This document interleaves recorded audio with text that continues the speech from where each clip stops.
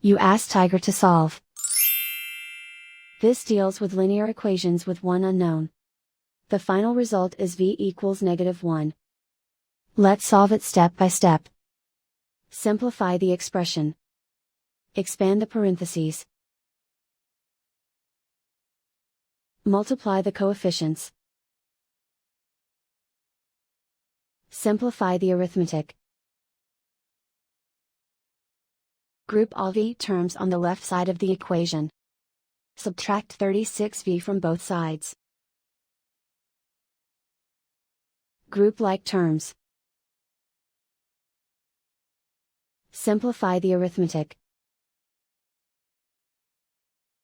Group like terms. Simplify the arithmetic. Group all constants on the right side of the equation. Add 5 to both sides. Simplify the arithmetic.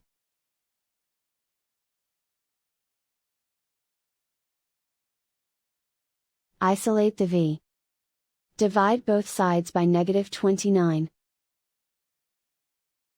Cancel out the negatives. Simplify the fraction. Move the negative sign from the denominator to the numerator. Simplify the fraction. And so the final result is v equals -1.